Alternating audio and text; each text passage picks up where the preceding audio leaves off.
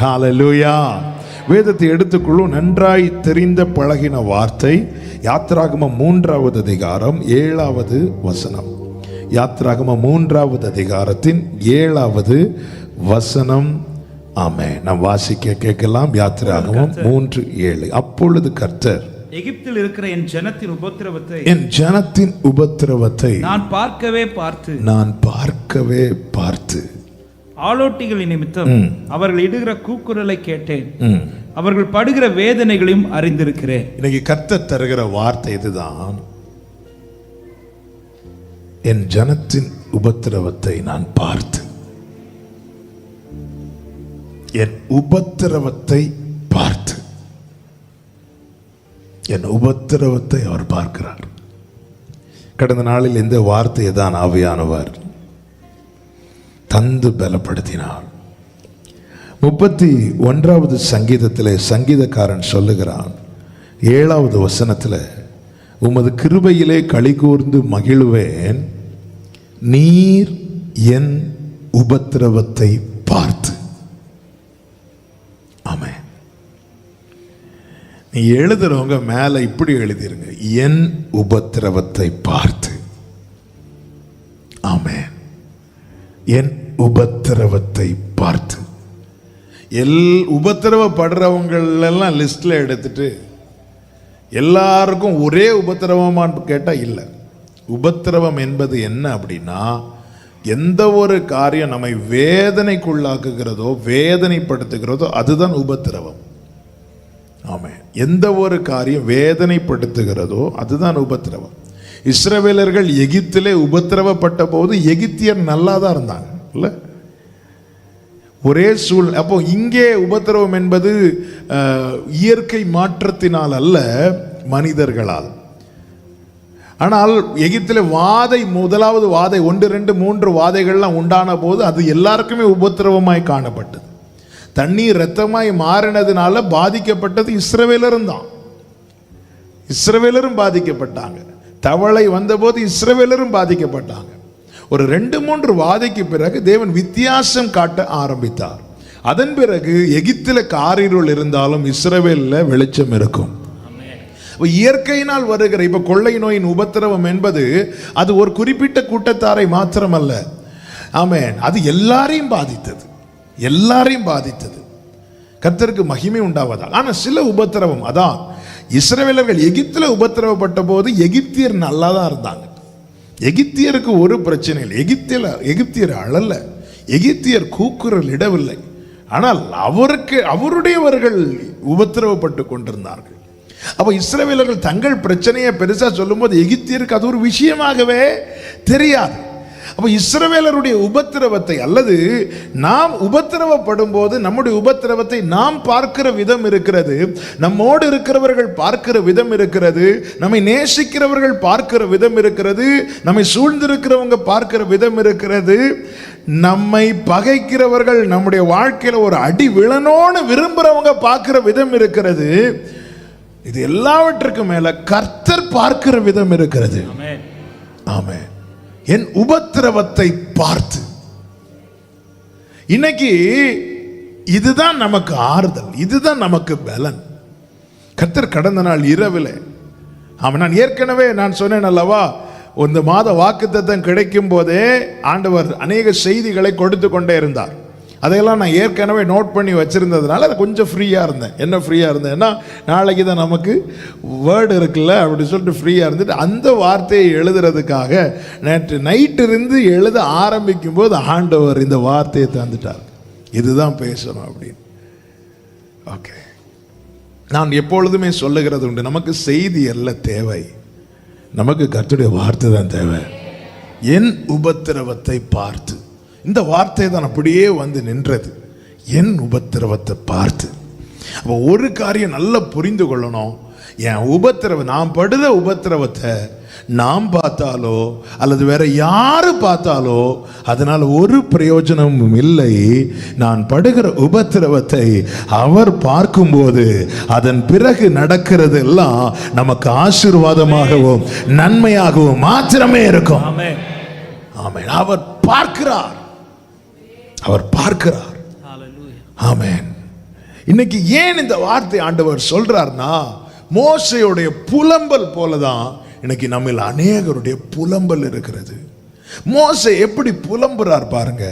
5வது அதிகாரம், யாத்திராகமம் 5வது அதிகாரம் 23வது வசனத்தை வாசிக்க கேட்கலாம். நான் உமது நாமத்தை கொண்டு பேசும்படி, நான் உமது நாமத்தை கொண்டு பேசும்படி பார்வோனிடத்தில் பிரவேசித்தது முதல் அவன் இந்த ஜனங்களை உபத்திரவப்படுத்துகிறான். ஆண்டவரே, இந்த ஜனத்தை உபத்திரவப்படுத்துகிறான், நீர் உம்முடைய ஜனங்களை விடுதலையாக்கவில்லையே. இதுதான் புலம்பல். என்ன அப்படின்னு, நீர் உம்முடைய ஜனங்களை விடுதலையாக்கலையே. எதுக்கு அப்புறம்?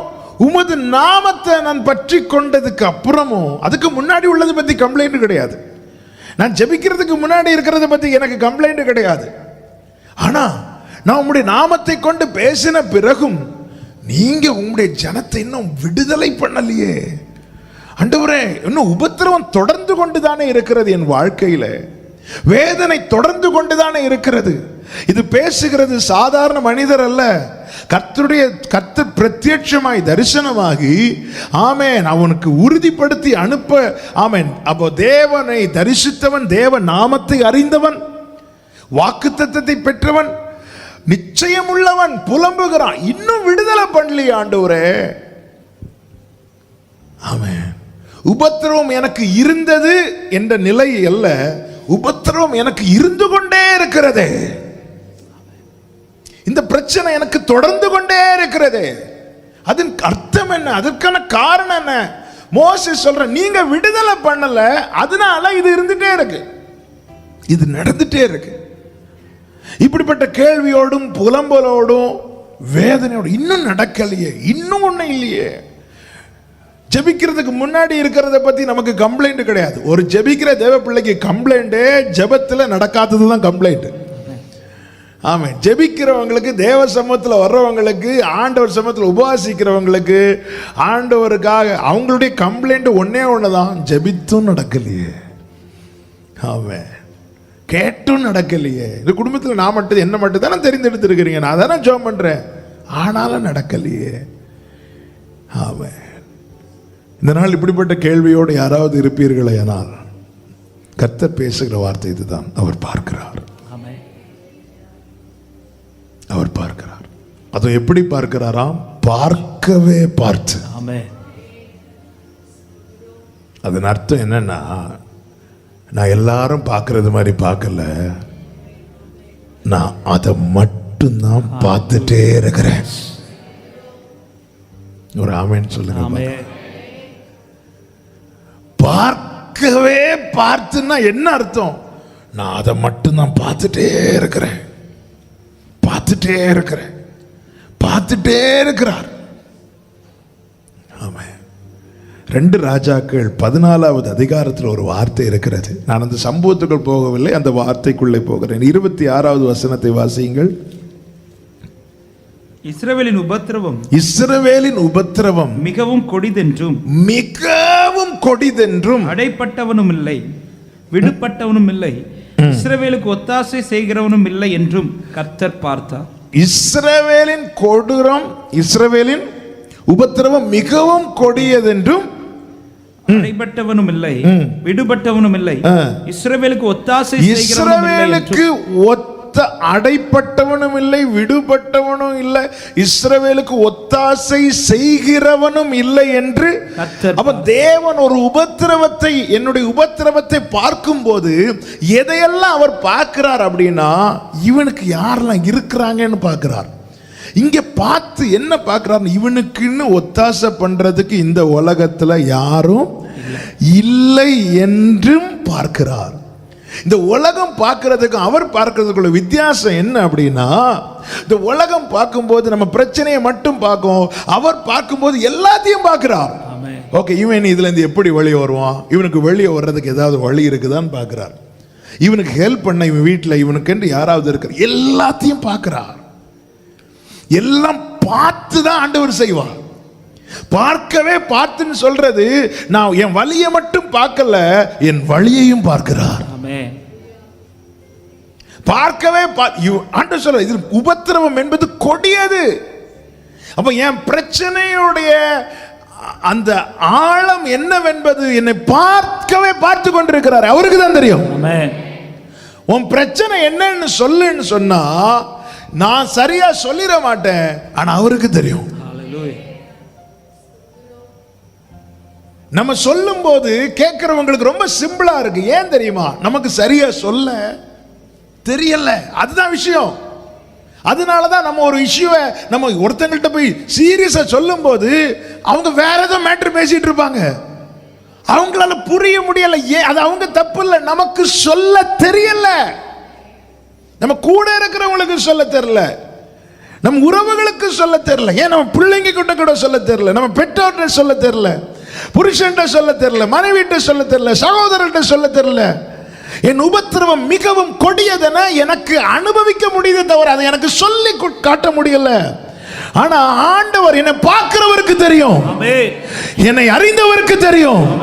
ஏன் என் உபத்திரவம் கொடியது என்று அவர் சொல்லுகிறார் என்றால், இந்த பூமியில எனக்கு ஒத்தாசை பண்ண ஒருவனும் இல்லை என அவர் பார்க்கிறார். ஆமென். இவனுக்கு ஒத்தாசை பண்ண இந்த பூமியில யாரும் இல்ல. அதன் அர்த்தம் இவனை தூக்கி விடுறதுக்கு யாரும் இல்ல, இவனுக்கு கை கொடுக்க யாரும் இல்ல, இவன் பக்கத்தில் போய் உட்கார யாரும் இல்ல, இவனுக்காக அழ யாரும் இல்ல, இவனுக்காக ஜெபிக்க யாரும் இல்ல. ஆமென். இவனுக்காக வந்து நிற்க யார்? இதையெல்லாம் பார்க்கவே பார்த்து. ஹல்லேலூயா, ஹல்லேலூயா. ஒருத்தர் பார்க்கிறார். இதுதான் இன்னைக்கு ரேமா. அவர் பார்க்கிறார். ஹல்லேலூயா, ஆமென், ஆமென். அவர் பார்க்கும்படின்னு எதுவும் செய்யாத, அவர் ஆல்ரெடி பார்த்துட்டே இருக்கிறார். ஹல்லேலூயா, ஆமென், ஹல்லேலூயா. அவர் பார்க்கும்படி நீ அழாத, நீ அழுறது அவர் ஆல்ரெடி பார்த்துட்டு தான் இருக்கிறார். சில பார்த்துருக்கீங்களா? சில துக்க வீட்டில் அழுது முடிச்சிருப்பாங்க, பேசாமல் இருப்பாங்க. யாராவது வந்து திருப்பி ஸ்டார்ட் பண்ணுவாங்க. ஏன்னா சும்மா இருந்தால் என்ன, இன்னைக்கு அழுறது கூட பிறர் பார்க்கும்படியாக தான் இருக்கிறது இல்லை.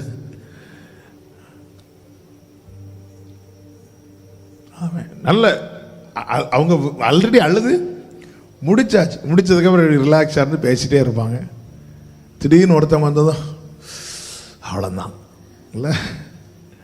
நீ பார்க்கணும்னு எதையும் செய்யாத, அவர் ஆல்ரெடி பார்த்துட்டே இருக்கிறார்.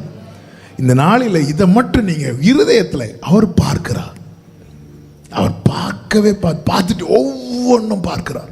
பார்க்கவே பார்த்துன்னா அவருக்கு வேற நல்லா புரிஞ்சுக்கோங்க, அவருடைய ஜனம் உபத்திரவப்படும் போது அவரால வேற எதையுமே பார்க்க முடியாது. ஹல்லேலூயா, ஹல்லேலூயா, ஆமென் சொல்லுங்க. அவருடைய ஜனம் உபத்திரவப்படும் போது, இல்லை நம்மை சார்ந்த நம்ம உறவுகள், நம்ம பிள்ளைங்களும் யாராவது ரொம்ப கஷ்டப்படும் போது அந்த நேரத்தில் வேற எதையாவது நமக்கு பார்க்க தோணுமாங்க? அந்த நேரத்தில் நம்ம பிள்ளைய தான் அல்லது நம்மை சார்ந்த உறவுகளை தான் பார்க்க தோணும். அவர் நாம் பிள்ளைகளாய் நாம மாறவில்லை, அவர் நம்மை ஆக்கி இருக்கிறார். அவர் நம்மை ஆக்கி இருக்கிறார். அதனாலதான் மோசே போய் ஆண்டவரை தொந்தரவு பண்ணல. இன்னாண்டவர் நீங்க இன்னும் பார்க்காம இருக்கிறீங்கன்னு மோசே கிட்ட ஆண்டவர் முதல்ல சொல்றாரு, நான் பார்க்கவே பார்த்து ஒவ்வொன்றும் பார்த்துட்டு இருக்கிறேன், எல்லாத்தையும் பார்த்துட்டு இருக்கிறேன். கர்த்தருக்கு மகிமை உண்டாவதாக. இந்த உபத்திரவம் என்பது எவ்வளவு கொடியதென நமக்கு சொல்லி காட்ட தெரியாது. ஆனா அழுவோம், அழுவோம். வேதனையினுடைய உச்சம் கண்ணீர் வந்து அப்படி கட்ட கட்ட கட்டன்னு வரும். கண்ணீர்லாம் சும்மா வராது, சும்மா வர, அதாவது சில வலியெல்லாம் நம்ம அடக்கி உள்ளத்தில் சில வேதனை அடக்கும். அப்பவும் சில நேரத்தில் கண்ணீர் வந்து காட்டி கொடுக்கும். அது எப்படி காட்டி கொடுக்கும்னா கொஞ்சம் அப்படியே வந்து நிற்கும், இங்கே எங்கேயா நிற்கும் இல்லை. நம்ம அதுக்குள்ளே அது வர்றதுக்குள்ளே நம்ம அலர்ட் ஆயிடுவோம், அலர்ட் ஆகி தொடச்சிடும். சில கண்ணீர் வந்து நம்ம தொடக்கிறதுக்கு கர்ச்சீஃபை எடுக்கிறதுக்குள்ள கீழே விழுந்துடும். இஸ்ரவேலின் உபத்திரவம் கொடியது. பார்க்கிறவருக்கு தெரியும் என் பிரச்சனை என்னவென்று, அதனுடைய ஆழம் என்னவென்று. அதனுடைய அப்போ இங்க என்ன சொல்றாருன்னா, ஒத்தாசை செய்கிறவன் ஒருவனும் இல்லை. எல்லாத்தையும் பார்த்துட்டு இருக்கிறார். சங்கீதம் 22:34 சொல்லப்பட்டிருக்கிறது, உபத்திரவப்படுகிறவனுடைய உபத்திரவத்தை அவர் என்ன செய்ய மாட்டாரா? ஏன் அற்பமா எண்ண மாட்டார்னா, அவருக்கு தெரியும் இந்த உபத்திரம் எவ்வளவு கொடியது என. இந்த வலி என்னவென்று அவர், பசினா என்னவென்று அவருக்கு தெரியும், தாகம் என்றால் என்னவென்று அவருக்கு தெரியும். நமக்காக பாடுகளை ஏற்றுக்கொண்டார்னா நல்லா புரிஞ்சுக்கோங்க. நீங்க இயேசு கிறிஸ்துவனுடைய வாழ்க்கையை பார்த்தீங்களா? அவன் பசியில தான் தொடங்கினார் ஊழியத்தை, அவன் தாகத்தோடு முடித்தார். எல்லாமே தெரியும். அவர் அவ்வளோ பேசிட்டு இருக்கிறார். இது மரியாளுடைய குமாரன் அல்லவா? சிம்பிளா எல்லாமே அவருக்கு தெரியும். ஏன்னா இந்த பாதையில் நடந்து வருகிறவர்களுக்கு உதவி செய்ய அவர் வல்லவராயிருக்கிறார்.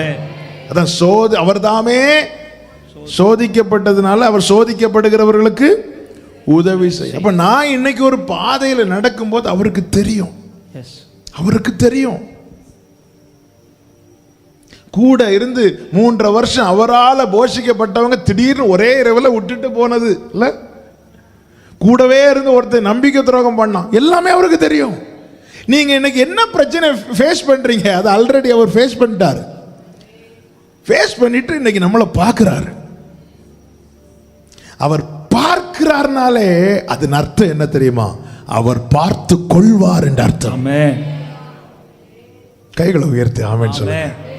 என் உபத்திரவத்தை அவர் பார்க்கிறார். எழுதுறவங்க இந்த வார்த்தையை எழுதுங்க. என் உபத்திரவத்தை அவர் பார்க்கிறார், இனி அவர் பார்த்துக் கொள்வார். அப்ப அவர் பார்க்கிறார்னு நமக்கு தெரிஞ்சிட்டுனா இனி அவர் பார்த்துக் கொள்வார் என்கிற நம்பிக்கை நமக்கு உண்டாகும். இந்த உபத்திரவம் மகா கொடியதன் அவர் பார்க்கிறார், இது மட்டும் எனக்கு தெரிஞ்சிட்டுனா இனி அவர் பார்த்துக் கொள்வார் என்கிற நம்பிக்கை எனக்கு உண்டாகும். இன்னைக்கு இது தெரியணும் உங்களுக்கு. அதுக்கு தான் கர்த்தர் பேசுறார். நீ படுகிற உபத்திரவத்தை அவர் பார்க்கிறார். அவர் பார்க்கிறார்னு சொன்னா கூட அதுவே நமக்கு பெருசு. ஆனா பார்க்கவே பார்க்கிறார், பார்க்கவே நான் பார்த்துட்டு இருக்கிறேன். அதன் அர்த்தம் என்ன அப்படின்னா, இனி நான் பார்த்துக்கிறேன். ஆமென், ஹல்லேலூயா. மனிதர்களுக்கும் நாம் ஆராதிக்கிற ஆண்டவராகிய இயேசு கிறிஸ்துவுக்குள்ள வித்தியாசம் என்ன தெரியுமா? அவர் ஒரு நாளும் வேடிக்கை பார்க்கிறவர் அல்ல. ஆமென், ஆமென் சொல்லுங்க பார்க்கலாம். ஒரு நாளும் வேடிக்கை பார்க்க மாட்டார், ஒரு நாளும் வேடிக்கை பார்க்க மாட்டார். அவர் பார்க்கிறார்னாலே அதுல அவர் இடைபட போகிறார்னு அர்த்தம். இன்னைக்கு எதுக்கு இந்த வார்த்தை, என் உபத்திரவத்தை பார்த்துன்னு எதுக்கு எழுத சொன்னேன்? எதுக்காக கர்த்தர் இந்த வார்த்தையை பேசுறாருன்னா, அவர் பார்க்கிறார் என்பது நமக்கு தெரிய வரும்போது இனி அவர் பார்த்து கொள்வார் என்கிற நம்பிக்கை நமக்கு உண்டாகும். யெகோவா ஈரே, அவர் பார்க்கிறார், அவர் பார்க்கிறார். எல்லாரும் சொல்லுங்க, அவர் பார்க்கிறார், அவர் பார்த்துக் கொள்வார். இந்த வார்த்தையை நம்பிக்கையோடு சத்தமா சொல்ல போறீங்க. வலது கரத்தை உயர்த்தி, அவர் பார்க்கிறார், அவர் பார்த்துக் கொள்வார், அவர் பார்க்கிறார், அவர் பார்த்துக் கொள்வார். ஆமென். உபத்திரவத்தை பார்த்து பார்த்து என்ன செய்கிறார்? அவர் செய்த ஒரு 5 காரியங்கள் செய்கிற அன்னைக்கு அதை செஞ்சிட்டு இருக்கிறார். அதை நான் சொல்லி நாம கொஞ்ச நேரம் ஜெபம் பண்ண போறோம். அவர் என்ன செய்கிறார் பாருங்கள். யாத்திராகமம் 2வது அதிகாரம் 24, 25 வசனங்களை வாசிக்க கேட்கலாம். தேவன் அவர்கள் பெருமூச்சை கேட்டு தாம் ஆபிரகாமோடும் ஈசாக்கோடும் யாக்கோபோடும் செய்த உடன்படிக்கை நினைவு கூர்ந்தார். தேவன் இஸ்ரவேல் புத்திரரை கண்ணோக்கினார், தேவன் கண்ணோக்கினார், தேவன் அவர்களை நினைத்தருளினார், தேவன் நினைத்தருளினார். பார்த்து என்ன செய்கிறார்னா நினைக்கிறார். அவங்கள எப்படி நினைக்கிறார்னா அந்த உடன்படிக்கையை நினைக்கிறார். நீங்க அவரோடு ஒரு உடன்படிக்கை பண்ணிருக்கிறீங்க. நம்ம பல நேரத்தில் மறக்கிறோம்ல. நமக்குள்ள எப்போ ஞாபகம் வரும்னா இந்த கம்யூனியன் இல்லை, அப்போதான் ஞாபகம் வரும். இயேசுவை ஏற்றுக்கொண்டு அவரோடு நல்மனசாட்சியின் உடன்படிக்கையை செய்யும்படியாக நம்மை அர்ப்பணித்து அவரை முழு இருதயத்தோடு விசுவாசித்து அந்த ஞானஸ்நான உடன்படிக்கை, அந்த உடன்படிக்கை எவ்வளவு மேன்மையாய் கர்த்தர் வைத்திருக்கிறார். மனம் திரும்பி பாவ மன்னிப்பை பெற்று பிதா குமாரன் பரிசுத்த ஆவியானவருடைய நாமத்தினாலே இயேசு காண்பித்த மார்க்கத்தின்படி தண்ணீரில் இறங்கி மூழ்கி கரையேறுகிறது அந்த ஞான ஸ்நானம். இது எதை காண்பிக்கிறது? நான் அவரை பற்றும் இந்த நல் மனசாட்சியின் உடன்படிக்கை பண்ணியிருக்கிறேன்.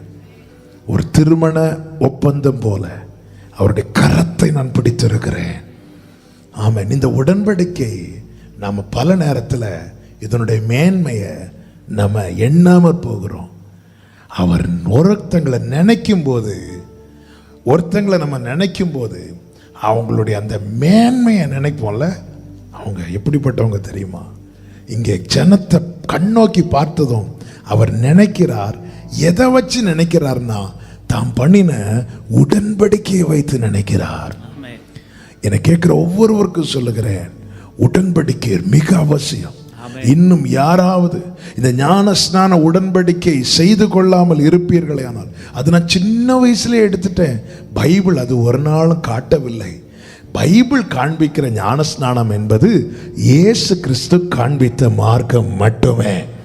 ஆமென். அதாவது மனம் திரும்பி ஞான ஸ்நானம் எடுக்கணும். தாமாக வந்து எடுத்தார். ஆமென். 12வது வயசுல இயேசுவை பெற்றோர் கூட்டிட்டு போறாங்க. அன்னைக்கு ஞானஸ்நானம் கொடுக்கல. கை குழந்தையா இருக்கும் போது பெற்றோர் கூட்டிட்டு போறாங்க, அன்னைக்கு எடுக்கல. 30வது வயதுல தாமாகவே நடந்து வந்தார். அதன் அர்த்தம் என்ன தெரியுமா? நானாக என்னை அர்ப்பணித்து அவரை ஏற்றுக்கொண்டு நான் அவரோடு செய்கிற உடன்படிக்கை தான் ஞானஸ்நானம். இப்படி யாராவது இன்னும் செய்யாமல் இருப்பீர்களே ஆனால் காலம் இனியும் செல்லாது. கர்த்தர் இந்த நாளில் உங்களுக்கு ஒரு நற்செய்தியை உங்கள் காதுகள் கேட்கும்படி செய்கிறார். அவரோடு உடன்படிக்கை செய்து கொள்ளுங்கள். ஆமென். ஞானஸ்நானம் எடுக்க விரும்புகிறவர்கள் நீங்கள் எங்களை தொடர்பு கொள்ளுங்கள். கர்த்தருக்கு சித்தமானால் அடுத்த மாதம் இறுதியிலே ஞானஸ்நான ஆராதனை நடைபெறும் என்பதை தெரிவித்துக் கொள்ளுகிறேன். இந்த செய்தியை கூடவே நான் அதை சொல்லிவிடுகிறேன். ஏனென்றால் இது மிக அவசியம். கர்த்தர் கடந்த நாளில் இந்த வார்த்தையை மீண்டும் பலப்படுத்தினார். அந்த உடன்படிக்கை அவர் நினைப்பாராம். ஹல்லேலூயா. உன் இள வயதில் உனக்கு இருந்த நான் நேசத்தை நான் நினைச்சிருக்கிறேன். அந்த உடன்படிக்கையுடைய வேல்யூ ரொம்ப முக்கியம். ஆபிரகாம் நோவாவோடு உடன்படிக்கை பண்ணி அவனை பேழைக்கு உட்படுத்தினார். அந்த பேழைக்குள்ள இருந்த நோவாவை கர்த்தர் நினைத்தார். அவருடைய நினைவில் எப்பவுமே இருக்கணும்னு விரும்புகிறவர்களுக்கு சொல்லுகிறேன், அவரோடு உடன்படிக்கை செய்து கொள்ளுங்கள். அவர் பார்க்கிறார். பார்த்து ஜனத்தை பார்த்து ஆபிரகாம், ஈசாக்கு, யாக்கோபு என்பவர்களோடு தாம் செய்த உடன்படிக்கையை நினைத்தார். அப்ப ஒரு காரியம் தெளிவாய் தெரிகிறது. என்ன? அவர் எல்லாரையும் பார்க்கிறார். யாரோடு உடன்படிக்கை செய்திருக்கிறாரோ அவர்களை நினைக்கிறார். ஆமென். கர்த்தருடைய கண்கள் மனுபுத்திரரை பார்க்கிறது. நல்லோரையும் பார்க்குது, தீயோரையும் பார்க்குது. எல்லாரும் அவருடைய பார்வைக்கு மறைவா யாருக்கும் இருக்க முடியாது. ஆமென். எல்லாரையும் அவருடைய கண்கள் பார்க்கிறது. ஆனா யாரை அவர் நினைப்பார் என்றால், யார் யார் அவரோடு உடன்படிக்கை செய்திருக்கிறார்களோ அவர்களை அவர் நினைப்பார். அவர் நினைத்தருளுகிறார். அவர் நினைக்கிறார். என்னை பார்க்கிறவர் என்னை பார்த்துட்டே இருக்கிறார்னா அவர் நினைவில் இப்ப நான் மட்டும்தான் இருக்கிறேன். நீங்க நினைச்சா ஆசீர்வாதம் தான், என்ன மறந்தா எங்கே போவேனா? அவர் நினைக்கிறார். பாருங்க, பேழைக்குள்ள இருந்த நோவாவை நினைத்தார். இந்த வார்த்தை எவ்வளவு அருமையான வார்த்தை. ஆதியாகமம் 8:1 வாசிங்க. 8:1. தேவன் நோவாவை அவனுடனே பேழையில் இருந்த சகல காட்டு மிருகங்களையும் சகல நாட்டு மிருகங்களையும் நினைத்தருளினார். தேவன் பூமியின் மேல் இந்த நினைத்தார் என்ற வார்த்தையை இன்னும் அதை டேஸ்ட் பண்ணணும்னா முந்தின அதிகாரத்தின் கடைசி வசனம் 7வது அதிகாரத்தின் 24 8 ஒன்னையும் சேர்த்து வாசித்தால் அதை இன்னும் நம்மால ருசிக்க முடியும். ஜலம் பூமியின் மேல், ஜலம் பூமியின் மேல் 150 நாள் மிகவும் 150 நாள் மிகவும் பிரவாகித்து கொண்டிருந்தது. பிரவாகித்ததென்றல்ல, அது பிரவாகித்து கொண்டே இருக்கு, பிரவாகித்து கொண்டே இருக்கு. இப்போ நோவாவுக்கு குடும்பத்துக்குள்ள நிலைமை, சரியான நிலைமை என்ன அப்படின்னா, நல்ல கவனிங்க, ஜீவனோடு இருக்கிறாங்க, அவ்வளவுதான். ஜீவனோடு இருக்கிறாங்க, வேற ஒண்ணும் இல்லை. உள்ள அடைக்கப்பட்டு ஜீவனோடு இருக்கிறாங்க. அன்னைக்கு தேவைகள் சந்திக்க ஜீவனோடு இருக்கிறாங்க. வேற எதையும் சுதந்திரிக்க வேற ஒண்ணும் பண்ண முடியல. இப்போ ஏன் பண்ண முடியல அப்படின்னா, இந்த ஜலம் பிரவாகித்து கொண்டே இருக்கு. இன்னைக்கு நாம் எழுத்தின்படியாக ஒரு பெரிய பேழை கட்டி உள்ள இல்லாட்டியும் நமக்கு ஒண்ணு சொல்ல முடியும், வாழ்க்கையில் உபத்திரம் பிரவாகித்து கொண்டுதான் இருக்கிறது. ஆனாலும் ஒண்ணு தெரியும், ஜீவனோடு வச்சிருக்கிறார், ஜீவனோடு வச்சிருக்கிறார். ஆமா, எத்தனை பேருக்கு நான் சொல்ற வார்த்தை புரியுதுன்னு தெரியல. நோவாக்கு இப்ப எதுவுமே செய்ய முடியாது, கதவை கூட திறக்க முடியாது, ரைட்ஸ் கிடையாது நோவாக்கு. ஏன் எங்கேயும் போக முடியாது, எங்கேயும் போட என்ன ஒண்ணு, ஜீவனோடு. ஆனால் தேவனுடைய கிருபை என்பது அவர் ஜீவனை தந்ததும் அல்லாமல் அவர் தயையும் பாராட்டுவார். அந்த தயை தான் என்ன அப்படின்னா, அவர் நினைக்கிறது. இந்த ஜலம் பிரவாகித்து கொண்டே இருக்கிறது. நோவா காக்கப்பட்டார். நோவாவுக்கு வெளியெல்லாம் போக முடியாது, ஒண்ணுமே பண்ண முடியாது. அடைக்கப்பட்ட சூழல் தான் இருக்கிறார்கள். ஜீவன் இருக்கு, ஜீவனோடு இருக்கிறோம். ஒவ்வொரு நாள் கண் விழிக்கும் போது பரவாயில்ல, இன்னைக்கு நேற்று இரவு இருந்த சூழ்நிலையை பார்த்தா இன்னைக்கு நான் எழும்புவேனானே தெரியல. எப்படியோ ஜீவன் இருக்கு, ஜீவனோடு இருக்கிறோம். ஆனா வேற ஒண்ணுமே நடக்கல, வேற எதுவுமே இல்ல. இதுதான் நிலைமை. இப்பொழுது 8:1 வாசிங்க. தேவன் நோவாவை நினைத்தருளினார். நினைத்தருளி என்ன செய்கிறார்? தேவன் பூமி மேல் காற்றை வீச பண்ணினார். தேவன் பூமியின் மேல் காற்றை வீச பண்ணினார். அப்பொழுது ஜலம் அமர்ந்தது. எந்த ஜலம் அமர்ந்தது? 7 கடைசில சொல்லப்பட்டிருக்கிறது, எந்த ஜலம் பிரவாகித்து கொண்டே இருந்ததோ அந்த ஜலம் அமர்ந்தது. ஆமென். இதற்கு நோவா என்ன செய்தார்? நோவா ஒண்ணு செய்யல. நோவாக்கு ஒண்ணுமே செய்ய முடியாது. பேழைக்குள்ளே இருக்கிறார், அவ்வளவுதான். ஜீவனை தந்து வாழ வச்சிட்டு இருக்கிறார். ஆமென், ஹல்லேலூயா. அதான் ஜீவனை தந்து தயை பாராட்டுகிறவரை நாம் ஆராதிக்கிறோம். இத்தனை காலம் எதுவுமே செய்ய முடியாம, எங்கேயுமே போக முடியாம, ஒரு காரியம் நடப்பிக்க முடியாம, ஆனால் ஆண்டவர் ஒவ்வொரு நாளும் ஜீவனை தந்துட்டு இருக்கிறாரே. என கேட்கிற ஒவ்வொருவருக்கும் சொல்லுகிறேன், அவர் உன்னோடு பண்ணின உடன்படிக்கை பெரியது. அதனுடைய மேன்மையை நீ அறிந்து கொள்ள போகிறாய். உன் உபத்திரவத்தை பார்க்கிறார், அவர் இனி பார்த்து கொள்வார். ஆமென் சொல்லுங்க பார்க்கலாம். அடுத்த வசனத்தை வாசிங்க. ஆழத்தின் ஊற்றுக்கண்களும், ஆழத்தின் ஊற்றுக்கண்களும், வானத்தின் மதகுகளும் அடைபட்டன. அடைப்பட்டன. வானத்து மழையும் நின்று போய் அடைப்பட்டன. அப்போ இந்த ஜலம் எங்கிருந்து புறப்பட்டு பிரவாகித்து வருகிறதோ அங்க கை வைக்கிறார் ஆண்டவர். அவன் அங்க கை வைக்கிறார் ஆண்டவர், அங்க லாக் பண்றார். அந்த ஷட்டரை யாருக்கும் க்ளோஸ் பண்ண முடியாது. இல்ல நம்ம ஆறுகளில் தண்ணீர் விடுவாங்கல்ல, தண்ணியை திறந்து விட்டுட்டு தண்ணியை மூடுவாங்க. அது இங்க மட்டும்தான். வானத்தின் மதகுகள் இல்ல, வானத்தின் மதகுகளை டோரை யாருக்குங்க க்ளோஸ் பண்ண முடியும்? ஆமென். யார் ஆராதிக்கிறோம் பாத்தீங்களா? யாரோட உடன்படிக்கை செய்திருக்கிறோம் பார்த்தீர்களா? ஆமாம் ஆண்டவர், எனக்கு இப்போ ஒண்ணுமே செய்ய முடியல, ஏதோ வாழ்ந்துட்டு இருக்கிறேன், ஏதோ இருக்கிறேன். ஒரு நாளும் புலம்பாதீங்க. ஆமென். ஆண்டவர் ஏற்கனவே நாட்களை குறித்து விடுவார். இந்த ஜலம் 150 நாள் பிரவாகித்து கொண்டே இருந்தது. 150 நாள். சில பாருங்க, இந்த உபத்திரவ காலம், இந்த காத்திருக்கிற காலத்துல நம்பர்ஸ் போட்டு வச்சிருப்பார் பைபிள்ல. ஆபிரகாமுக்கு 75வது வயதுன்றார். 100வது வயதுல தான் குழந்தை. எதுக்கு இப்படி எல்லாம் சொல்றார் அப்படின்னா, இந்த வெயிட்டிங் பீரியட் அல்லது இந்த வேதனையின் காலம் ஏற்கனவே ஆண்டவர் எழுதிட்டார். இவ்வளவு காலம், அந்த காலத்தை குறைக்க மாட்டார். ஏன்னா அந்த காலத்தில் அவர் நமக்கு செய்யறது நிறைய இருக்கும். 40 நாள் தானே மழை பெஞ்சது, 41 அதுல கதை முடிஞ்சிட்டாங்க. நினைச்ச கதை முடிஞ்சு. அடுத்து 150 நாள் பிரவாகித்து கொண்டு தான் இருக்கும். அந்த காலத்துல தான் தேவன் செய்கிற காரியங்கள் நமக்கு இப்போ புரியாது, அந்த காலம் வரும்போது புரியும். ஆபிரகாம் சாராள் வயிற்றிலே பிள்ளையை உருவாக்குவது ஆண்டவருக்கு விஷயமே கிடையாது. ஆண்டவருக்கு விஷயம் ஆபிரகாம விசுவாசத்தில் வல்லவன் ஆக்கணும். ஆபிரகாம் ஆக்கணும், சாராய சாராள் ஆக்கணும். இதுக்கு தேவன் விசுவாசத்தில் வல்லவனாக்க தேவன் ஒரு நாள்ல அப்படி நடத்த மாட்டார். அதுக்கு ஒரு பாதையை நியமிப்பார், அதுல ஓட விடுவார். ஆமென். இயேசுவோடு கூட எத்தனை நாள் சீஷர்கள் இருந்தாங்க. அவங்களுடைய ஜெபமே என்ன? எங்களுக்கு இந்த விசுவாசத்தை வர்த்திக்க பண்ணும். ஒரே நாள் ஆண்டவர் செஞ்சிருக்கலாம்ல. கடல் மேல நடந்ததுக்கு அப்புறம் சீஷர்கள் என்ன சொன்னாங்க? இவர் சீஷர்கள் இயேசுவே நீரே தேவன் அப்படி சொன்னாங்களா? கடல் மேல் நடந்து வந்த இயேசுவை பார்த்ததும் சீஷர்கள் என்ன சொன்னாங்க? ஃபர்ஸ்ட் பார்த்தது என்ன சொன்னாங்க? ஆவேசம் என்ன? ஐயோ பேய் அப்படிதான் சொன்னாங்க. பார்த்ததும் ஆமென்.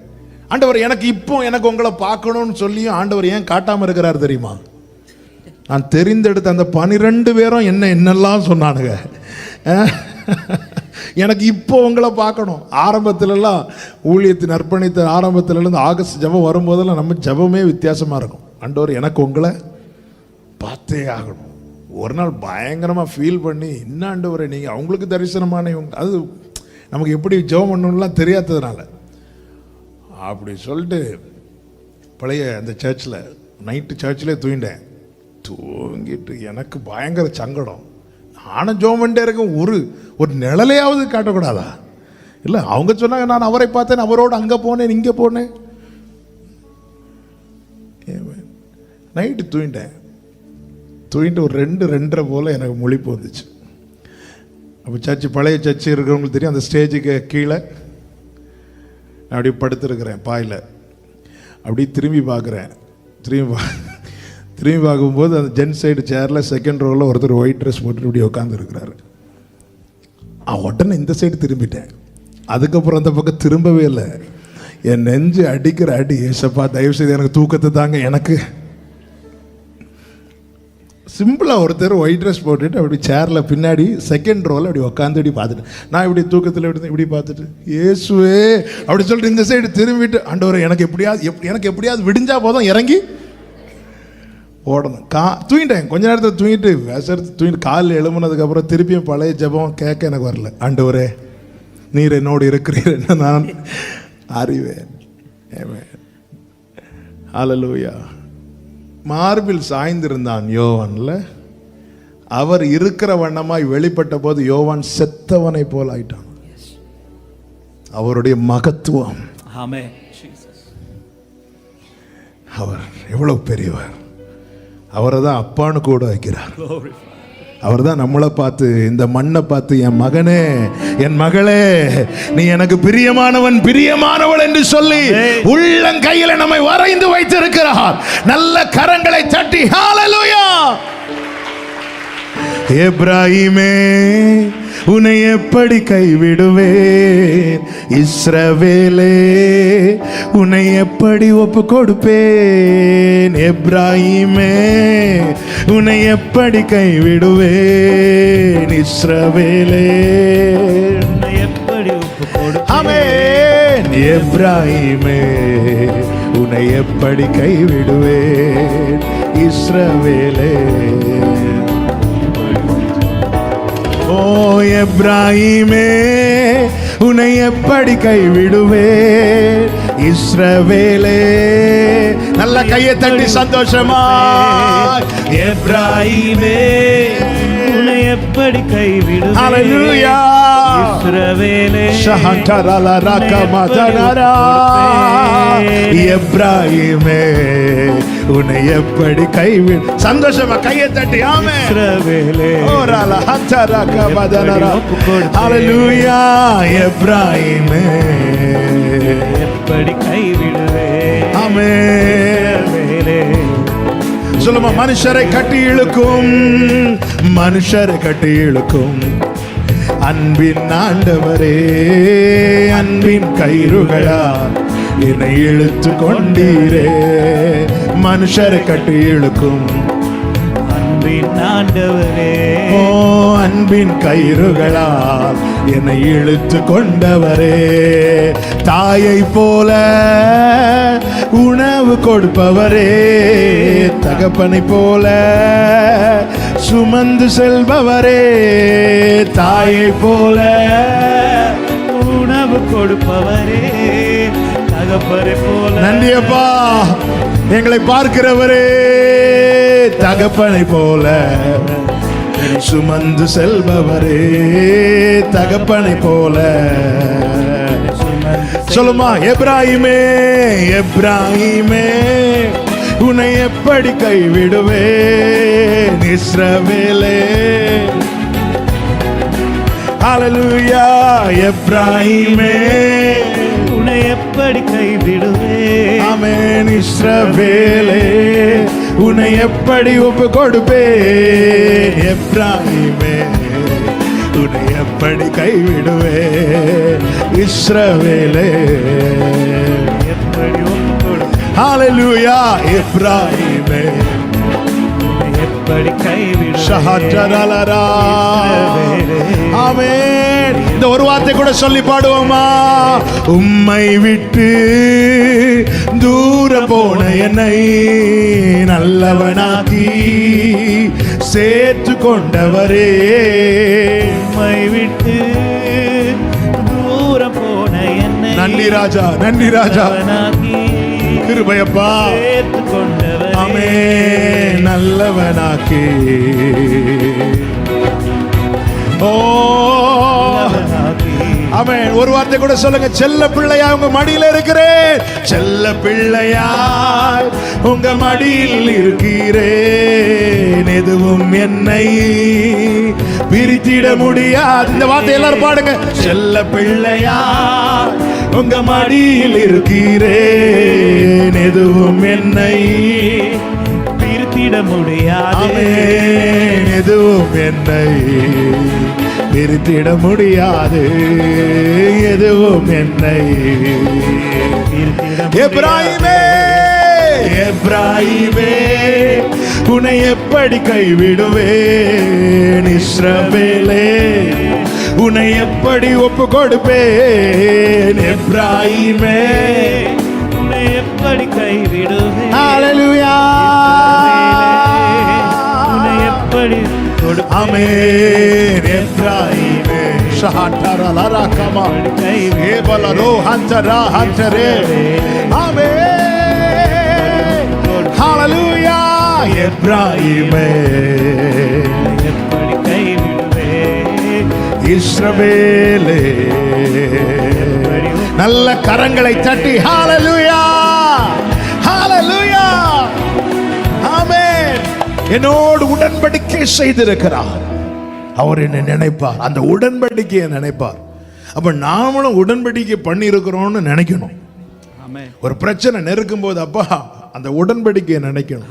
அது நினைக்கும் போது நமக்குள்ள என்ன நம்பிக்கை உண்டாகும், அவரும் நினைக்கிறார். ஆமென்.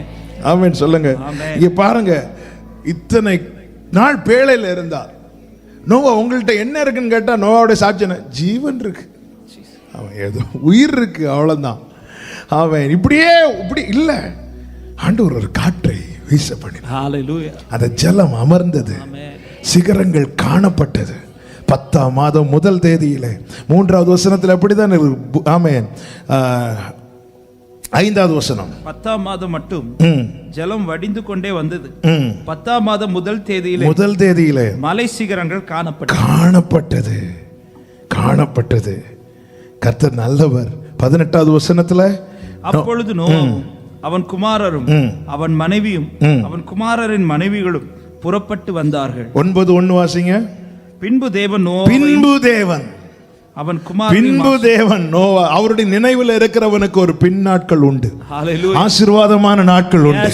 பின்பு தேவன் நோவாவையும் அவன் குமாரரையும் ஆசீர்வதித்து, ஆமென், நினைவு கூறுகிறவர் காற்றை வீச பண்ணுவார். எந்த ஜலம் பிரவாகித்து கொண்டிருந்ததோ காற்று வீச பண்ண பிறகு முதல் சாட்சி என்ன தெரியுமா? அந்த ஜலம் அமர்ந்தது. ஆமென். சவுல் தாவீதை பின்தொடர்ந்து வந்து கொண்டே இருக்கிறான். பாருங்கள், 1 சாமுவேலின் புஸ்தகம் அதனுடைய 24வது அதிகாரம் என்று நினைக்கிறேன். Praise God. Hallelujah.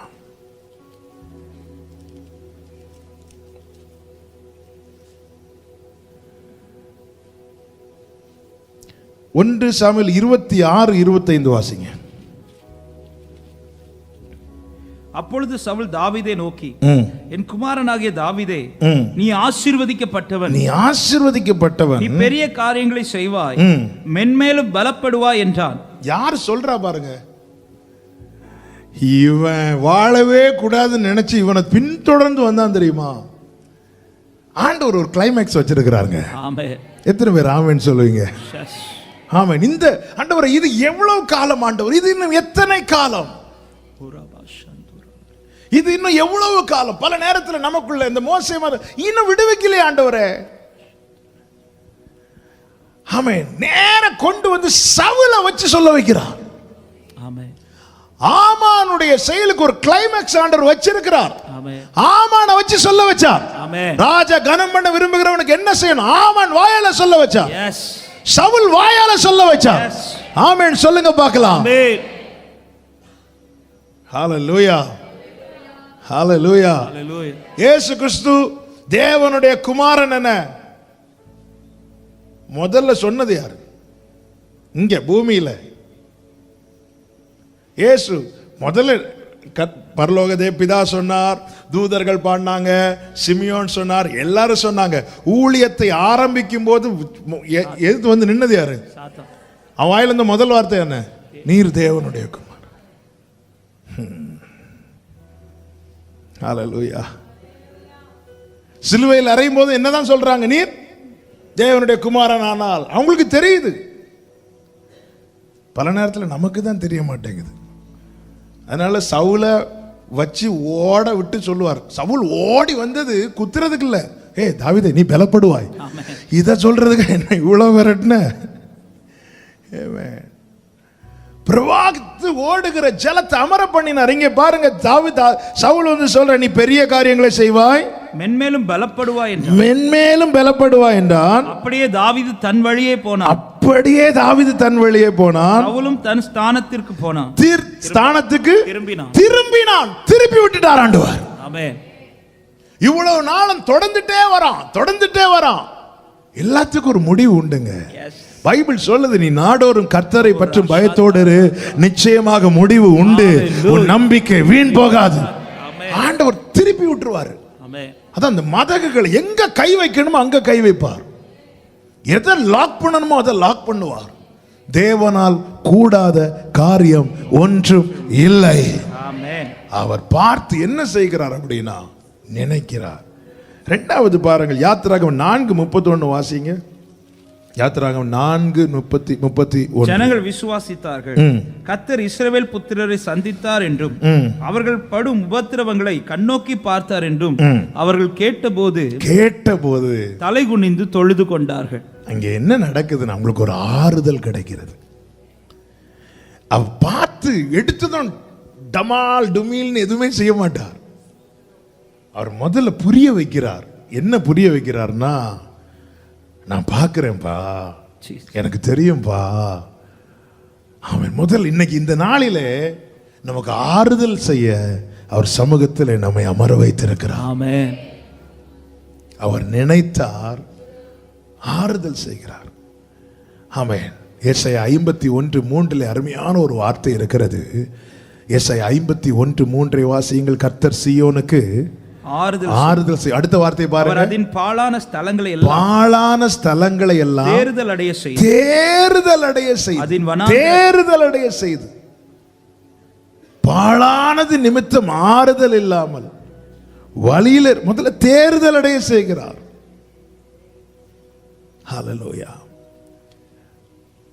தனிமையில் இருக்கிறவனுக்கு எதுங்க ஆறுதல்? ஒருத்தங்க வந்து கூட இருக்கிறது. விழுந்து கிடக்கிறவனுக்கு எதுங்க ஆறுதல்? ஒருத்தங்க வந்து கை கொடுக்கிறது. ஒவ்வொருத்தருக்கும் என்ன செஞ்சா ஆறுதலா இருக்குமோ அது செய்வார். ஆண்டவர் இஸ்ரவேலர்களுக்கு அவங்க நினைச்சாங்க, ஏன்னா அவங்க மேல இருக்கிறது பார்வோன். அவன் பார்வோன் தான் இவ்வளவு பிரச்சனை பண்ணிட்டு இருக்கிறான், நாங்க எங்க போய் முறையிடுறதுக்கு இல்ல.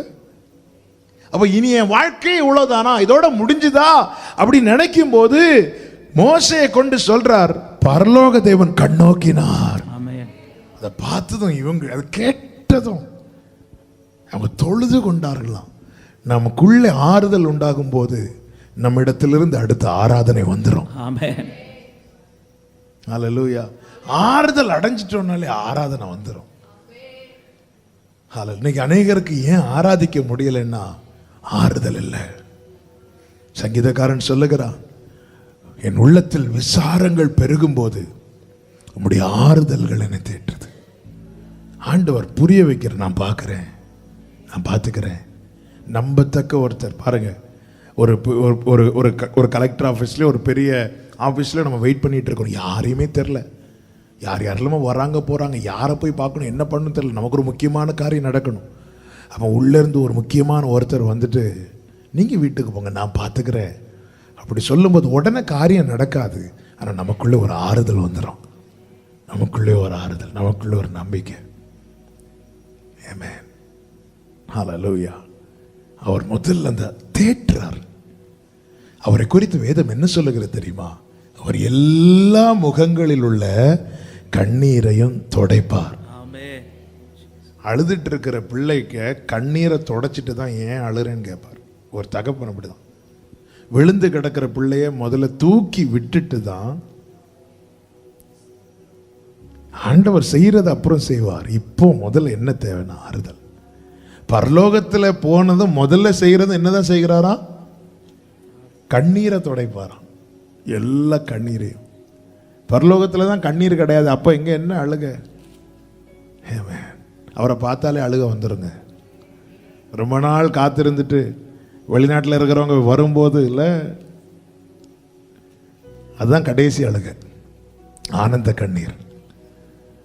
ஏன்னா ஏன் கண்ணீரை துடைப்பார் தெரியுமா? நம்மளை பார்த்து தான் அவரும் அழுதுருவார். ஏன்னா அதுக்கு மேலே இருக்கு, இவர்கள் மிகுந்த உபத்திரவத்திலிருந்து நாம் பட்ட கஷ்டத்தை நினைச்சு அவர் அழுவார். நாம் எப்படி அழுவோம் தெரியுமா? ஆண்டவரே, அவ்வளோ உபத்திரவத்தின் நடுவில் என்னை விடாமல் என்னை கொண்டு வந்துட்டீங்களே ஆண்டவரேன்னு நாம் அழுவோம். ஆமே, எவ்வளோ நல்ல தேவனை ஆராதிக்கிறோம். எக்காரணம் கொண்டும் அவரை மட்டும் விட்டுறாதீங்க, விட்டுறாதீங்க, அவ்வளோதான். எனக்கு இப்போ வேற ஒன்றுமே இல்லை, ஜீவன் மட்டும் இருக்குதா, சந்தோஷமா இருங்க. அவர் ஒரு காற்றை வீச பண்ணுவார். அதுக்கு நாளை குறிச்சிட்டார்ல, 150 நாள் தான் அந்த ஜலம் பிரவாகித்து கொண்டிருக்கும். உன்னை வெளியே விடுவார், விட்டு உன்னை பிளஸ் பண்ணுவார், மனசார பிளஸ் பண்ணுவார். இஸ்ரவேலை ஆசீர்வதிப்பதே கர்த்தருக்கு பிரியம் என்று கண்டது யாரு? யாரு கண்டா? சபிக்க வந்தவன் பார்த்தான். இவனெல்லாம் சபிக்க முடியாதுப்பா, ஏன்னா அவருக்கு எது பிரியமோ அதுதான் இவன் வாழ்க்கையில நடக்கும். இஸ்ரவேலை என்னால சபிக்க முடியாது, ஏன்னா அவருக்கு இவன் மேல என்ன பிரியமோ அதுதான் நடக்கும். அவருக்கு என்ன பிரியம்? இவன் ஆசீர்வதிக்கிறது தான் பிரியம். அவர் ஆறுதல் செய்கிறார். ஆமென் சொல்லுங்க. மூன்றாவது பாருங்கள், யாத்திராகமம் 4வது அதிகாரம் 30-31. கர்த்தர் மோசேக்கு சொல்லிய சகல வார்த்தைகளையும் ஆரோன் சொல்லி ஜனங்களை கண்களுக்கு முன்பாக அந்த அடையாளங்களையும் செய்தான். ஜனங்கள் விசுவாசித்தார்கள். அப்ப மூன்றாவது என்ன செய்கிறார் பாருங்கள். நான் இந்த 2 வசனத்தையும் சேர்த்து ஒரே லைன்ல சொல்றேன். அவர் வார்த்தை தந்து அதை அடையாளங்களினாலே உறுதிப்படுத்தி அதை ஜனங்கள் விசுவாசிக்கும்படி வைக்கிறார், நம்ப பண்ணுகிறார். கண்ணோக்கி நான் பார்த்துக்கிறேன் அப்படிங்கிறத நான் நம்புறதுக்கு என்ன செய்யணுமோ அதை எனக்கு செய்கிறார். சீஷர்களோடு தேவன் உவமைகளை எக்ஸ்பிளைன் பண்ணி பேசுகிறார், உவமைகளை விளக்கி பேசி நம்ப பண்ணுகிறார். இங்கே ஜனங்களுக்கு உவமையெல்லாம் சொல்லி பேசுறதுக்குள்ள டைம் இல்லை, அதுக்குள்ள கேட்கறதுக்குள்ள எதுவும் கிடையாது. இந்த இடத்துல அடையாளங்களினாலே வசனத்தை உறுதிப்படுத்துகிறார். அடையாளங்களினாலே உறுதிப்படுத்தி ஜனங்களை விசுவாசிக்க வைக்கிறார். அப்ப எனக்கு என்ன, எனக்கு என்கிட்ட எப்படி பேசினா நான் விசுவாசிப்பேன்னு அவருக்கு தெரியும். என்ன சொன்னா எப்படி, அப்ப என்ன விசுவாசிக்க வைக்கிறார். ஆமென். அடையாளங்களினாலே அவர் இன்றும் அடையாளங்களினாலே வசனத்தை உறுதிப்படுத்துகிறார். இது வெறும் வார்த்தையை சொன்ன வார்த்தை தான் எல்லாம். ஆனா இந்த இடத்துல அவங்க அதை கேட்டு நம்புகிற அளவுக்கான சூழ்நிலை இல்லை. அப்ப அந்த இடத்துல அவர்களுக்கு அடையாளம் தேவை. அடையாளங்களை காண்பிக்கிறார், அற்புதங்களை காண்பிக்கிறார், வசனங்களை உறுதிப்படுத்தி பைபிள் சொல்ல ஜனங்கள் விசுவாசித்தார்கள், விசுவாசித்தார்கள், தொழுது கொண்டார்கள். அப்ப இன்னைக்கு கர்த்தர் நம்மை கொண்டு வந்து நான் நினைக்கிறேன்னு சொல்றார், நான் பார்க்கிறேன்னு சொல்லி நம்மை ஆறுதல் படுத்துகிறார், வார்த்தைகளை தந்து உறுதிப்படுத்தி நம்மை விசுவாசிக்க வைக்கிறார். நாலாவதாக என்ன செய்கிறார் பாருங்கள், விடுவிக்கிறார். அதற்கு ஆதாரமாக ஒரு வசனத்தை வாசிங்கள். சங்கீதம் 34:17. 34வது சங்கீதம் 17வது வசனம். நீதிமான்கள் கூப்பிடும்போது கர்த்தர் கேட்டு அவர்களை அவர்களுடைய எல்லா உபத்திரவங்களுக்கும் நீங்களாக்கி விடுகிறார். அப்போ எப்பவுமே உபத்திரவத்துக்குள்ளே வச்சிருக்க மாட்டார், அதிலிருந்து வெளியே கொண்டு வரார். இஸ்ரவேல் ஜனங்கள் 430 வருஷம் எகிப்தில் இருந்தது உண்மைதான், ஆனா அதுதான் அவர்களுடைய முடிவாக அமையவில்லை. அங்கிருந்து வெளியே கொண்டு வரார், விடுவிக்கிறார். அதற்கு அவர் கிரயம் கொடுக்கிறார். நம்மை விடுவிக்கும்படிக்கு நமக்காக கல்வாரி சிலுவையிலே அவர் கிரயத்தை கொடுத்திருக்கிறார். ஆமென் சொல்லுங்க பார்க்கலாம். இயேசு கிறிஸ்துவின் ரத்தம், அந்த ரத்தத்தினாலே நாம் இழுக்கப்பட்டோம், விடுவிக்கப்பட்டோம், கிருபையினாலே சேர்க்கப்பட்டிருக்கிறோம். விடுவிக்கிறார். விடுவித்ததோடு நிறுத்திட்டாரா? இல்ல. சங்கீதம் 10:14 வாசிங்க. சங்கீதம் 10:14. அதை பார்த்திருக்கிறீரே, உபத்திரவத்தையும் குரோதத்தையும் கவனித்திருக்கிறீரே, நீர் பதிலளிப்பீர். அவர் பதிலளிக்கிறார். என்ன பதிலளிக்கிறார்? இத்தனை காலம் ஜனங்களை அடிமைப்படுத்தின, வேதனைப்படுத்தின பார்வோனை ஜனங்கள் கண்களுக்கு முன்னதாகவே நிர்மூலமாக்கி போட்டார். ஆண்டவர் சொல்லுகிற ரோமர் 12:19, 10:30 பழி வாங்குதல் எனக்குரியது, நானே பதில் செய்வேன் என்று கர்த்தர் சொல்லுகிறார். ஆண்டவர் அப்ப முதல்ல நமக்கு செய்ய வேண்டியதை செஞ்சுட்டு அப்படியே சத்துரு பக்கம் திரும்புறார் பாருங்க. ஹல்லேலூயா. நமக்கு செய்ய, எனக்கு தூக்கி விட்டு விட்றா அப்படி சொல்லிட்டு தூக்கி விட்டுட்டு என்னை தூக்கி விட்டு வெளியே கொண்டு வந்து என்ன சேஃப் சோனுக்குள்ள நிறுத்தி, என்னை நிறுத்திட்டு இப்படி ஒரு பார்வை திரும்பி பார்க்கிறார். நீ வா. பார்வோன் வீட்டில் நீ எப்படி சும்மா இருக்கலாம்? வீட்டில் அவன் இருதயத்தை கடினப்படுத்தி புறப்பட வைக்கிறார். பார்வோன் ரதங்கள் சேனை அத்தனையும் கூட்டிட்டு சிவந்த சமுத்திரத்தில் கொண்டு வருகிறார். ஆமென். சமுத்திரத்தை பிளக்க வைத்து அது நடுவில் கொண்டு வந்து, இது என்ன? இதன் அர்த்தம் என்ன? தேவன் பதில் செய்கிற தேவன். ஆமென். உன்னோடு போராடினவர்களை நீ தேடியும் காணாதிருப்பாய். ஹல்லேலூயா. தேவன் முதல்ல உனக்கு ஆறுதல் செய்வார், உனக்கு செய்ய வேண்டியதை செஞ்சுட்டு அவன் பக்கம் திரும்புவார். அதனாலதான் பைபிள் சொல்லுது, நீ அமர்ந்திருந்து நானே தேவன் என்று அறிந்து கொள். ஆமென் சொல்லுங்க பார்க்கலாம். நமக்கு செய்ய வேண்டியதை செய்வார் ஆண்டவரே. சத்ரு நமக்கு பிரச்சனை என்னன்னா, நமக்கு ஆறுதலை விட முக்கியம் சத்ருவுக்கு அடி. ஆண்டவர் அங்க சத்ரு ஜலம் பிரவாகித்து வரும்போது, இங்க மகனே கலங்காது போட்டும். ஆண்டவர் நீங்க இவ்வளவு தான் சொல்வீங்களா? ஆண்டவரே உங்க வல்லமை இவ்வளவுதான் ஆண்டவரே. இல்ல, எகிப்துல ஜனங்கள் ஆமென் இவ்வளவு கூக்குரல் இடும்போது பார்வோனை ஒண்ணுமே தொடலையே. என்ன ஆண்டவரே? அதுதான் மோசேயினுடைய, என்ன உங்க நாமத்தை சொல்லி நான் வந்ததுக்கு அப்புறம் பார்வோனால தான் நாங்க கொடுமைப்படுத்தப்படுகிறோமே அன்றி என்னாண்டவர் நீர் இன்னும் விடுவிக்கலையே. ஆண்டவர் முதல்ல அவருடைய ஒரு ஆர்டர் இருக்கு பாருங்க. நம்மளை சேஃப் சோனுக்குள்ள கொண்டு வந்து வச்சுட்டு அவன் பக்கம் திரும்புவார். ஆமென். ஹல்லேலூயா.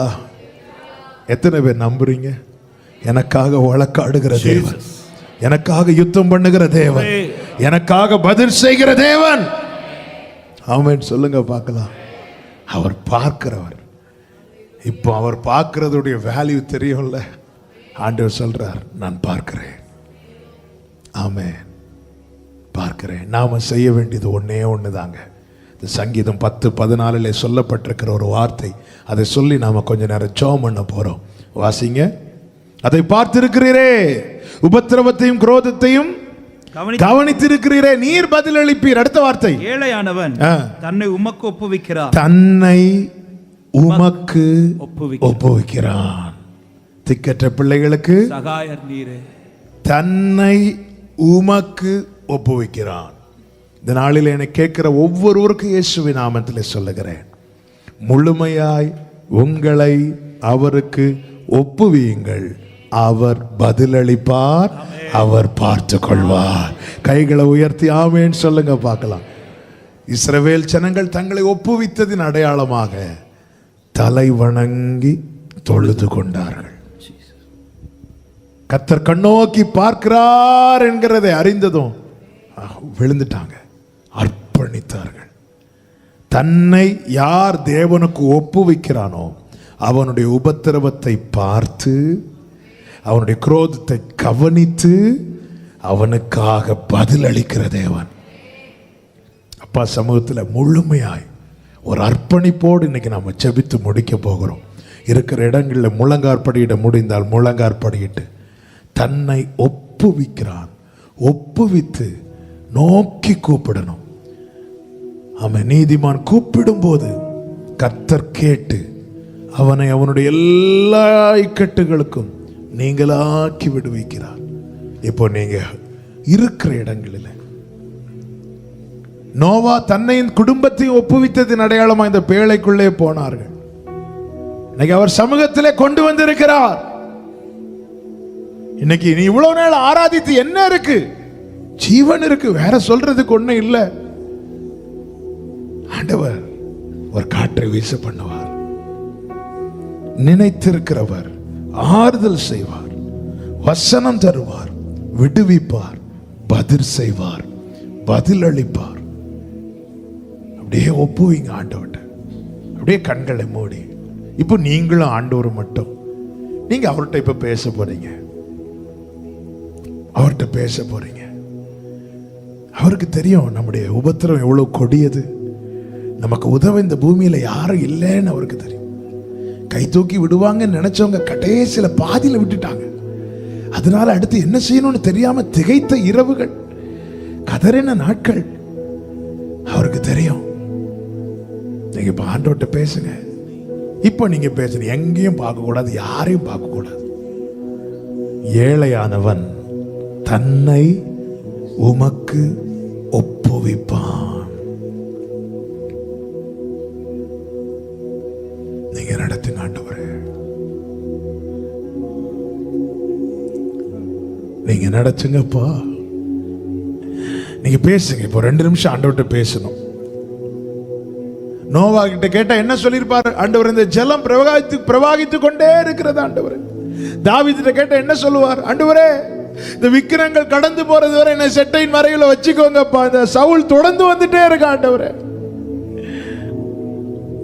எல்லாத்துக்கும் ஒரு முடிவு ஆண்டவர் வச்சார்ல. அது தேவ பிள்ளைகளுக்கு ஆசீர்வாதமா மாறுச்சுல. அவரா ஹந்தரா லகடரா ஏபலரோ ஹந்தனரா லகடரா. ஆண்டவர் நீர் என்ன உபத்திரவத்தை பார்க்க, ஆண்டவர் என்னை ஒப்படைக்கிறேன், நீங்க தான் செய்யணும் ஆண்டவரே. அப்படியே ஆண்டவர்கிட்ட பேசுங்க, மனம் திறந்து பேசுங்க. உங்க சூழ்நிலையை பேசுங்க ஆண்டவர்கிட்ட. சொல்லுங்க ஆண்டவர்கிட்ட உங்க நிலைமையே சொல்லுங்க. ஓ ரபா ஹட்டரலரதரரி கரபாஷீல ஹவுடரலரியாந்தனர மௌரே கலரியாந்தனல ரிபாஷியலதரியா. அப்பா ஆறுதல் செய்கிறவரே, பாழானதை தேர்தல் அடைய பண்ணுகிறவரே, அடையாளங்களினால வசனத்தை உறுதிப்படுத்துகிறவரே, உன்னை நிச்சயமாய் விடுவிப்பேன் என்றவரே, எங்களுக்காய் பதில் செய்கிறவரே, எங்களுக்காய் யுத்தம் செய்கிறவரே, இந்த பூமியில எங்களுக்கு ஒத்தாசையா வேற யாரும் இல்லைன்னு உங்களுக்கு தெரியும்பா.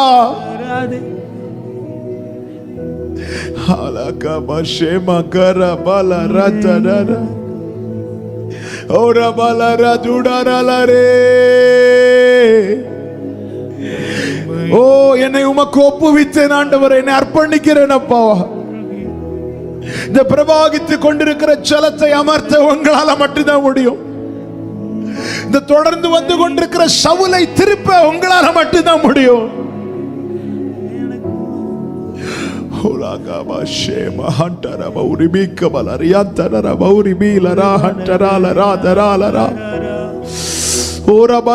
எகிப்து நிந்தை இனி எங்கள் நடுவில் இராதபடி புரட்டி போட உங்களால மட்டும்தான் முடியும். இயேசுவே, இயேசுவே, என்னை ஒப்புவிக்கிறேன். ஏழையானவன் தன்னை உமக்கு ஒப்புவிப்பா. நீர் சகாயர், நீங்க அவனுக்கு உதவுவீங்க ஆண்டவரே. தகப்பனே, ராஜா லௌரே ஹந்தரே லரகடரா பௌஷ் ஹௌடரால ராஜனரல ராஜனரே ஹந்தரால ஏலரோலரந்தனரா. இதோ என்னை வைத்து விட்டேன் உம்முடைய சமூகத்திலே. ஏழையானவன் தன்னை உமக்கு ஒப்புவிப்பான். இந்த சிறுமையும் எளிமையுமானவரை கண்ணோக்கி பாரு. வைக்கிறேன் உங்க சமூகத்தில், அர்ப்பணிக்கிறேன் உங்க சமூகத்தில். லரமமதனரை ஏலரே லராதனரா. Oh Jesus, என்னால் ஒன்றும் கூடாதென்று என்னை நான் தந்துவிட்டேன். உம்மால் எல்லாம் கூடும் என்று உம்மை நான் நம்பியுள்ளேன். என்னால் அப்படியே அர்ப்பணிங்க. ஏழையானவன் தன்னை உமக்கு ஒப்புவிக்கிறான். ஜீசஸ், உம்மை நான் நம்பியுள்ளேன். ரெண்டு கைகளை விரித்து உயர்த்தி யெகோவாயிரே, யெகோவாயிரே எல்லாம் பார்த்துக்கொள். தேவையை நிறைவாக்குவீர்.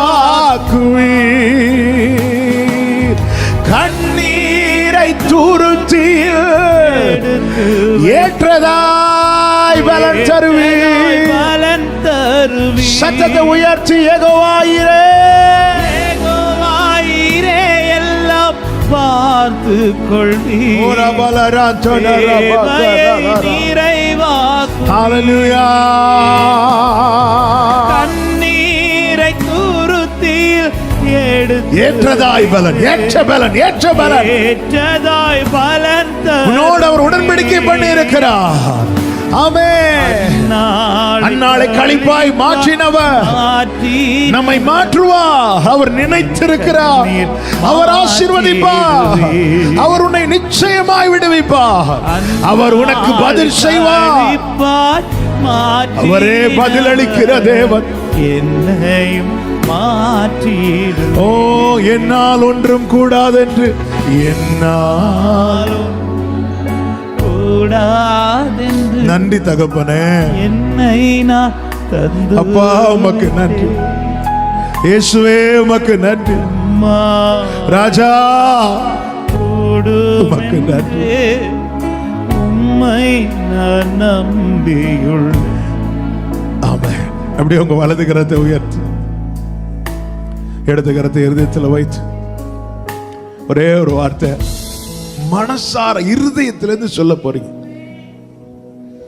நீர் என் உபத்திரவத்தை பார்க்கிறீர்.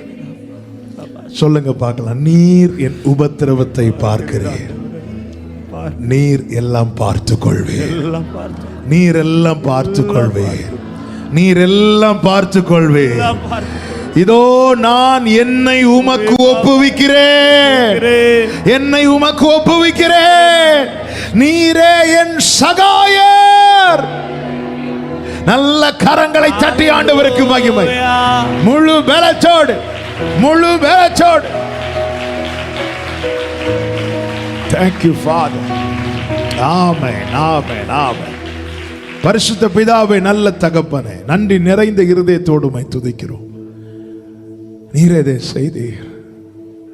எங்களுடைய சமூகத்தில் அமர வைத்து உம்முடைய நல் வார்த்தைகளை எங்களோடு பேசி, ஆண்டவரே, இந்த பூமியில எங்களுக்கு ஒத்தாசை இல்லதான்ப்பா, ஆனா உம்மிடத்தில் இருக்கிறது ஆண்டவரே ஒத்தாசை அனுப்பும் பர்வதமே, நீர் எங்களை பார்க்கிறீர், எங்கள் உபத்திரவத்தை பார்க்கிறீர், பார்க்கவே பார்க்கிறீர். நீ பார்த்து என்னெல்லாம் செய்வேன் என்று இன்னைக்கு சொல்லி எங்களை ஆறுதல் படுத்தினீரே, பலப்படுத்தினீரே, உமக்கு ஸ்தோத்திரம். இந்த சத்தத்தை கேட்ட ஒவ்வொருவரையும் விசேஷமாய் ஆண்டவரே உம்முடைய சமூகத்தில் தங்களை ஒப்புவித்த ஒவ்வொருவரையும் சாட்சியாய் நிறுத்தும், நாமத்தை மகிமைப்படுத்தும். எல்லார் மேலும் கிருபை இருப்பதாக. மகிமை கன எல்லாம் உமக்கு செலுத்துகிறோம். மீட்பரும் இரட்சகரும் இயேசு கிறிஸ்துவின் இனிய நாமத்தில் ஜெபிக்கிறோம் எங்கள் இரக்கமுள்ள நல்ல பிதாவே, ஆமென். சேர்ந்து சொல்லுவோம், என் ஆத்துமாவே கர்த்தரை ஸ்தோத்திரி, முழுவதுமே பரிசுத்த நாமத்தை ஸ்தோத்திரி, என் ஆத்துமாவே கர்த்தரை ஸ்தோத்திரி, கர்த்தர் செய்த சகல உபகாரங்களை மறவாதே. ஆமென்.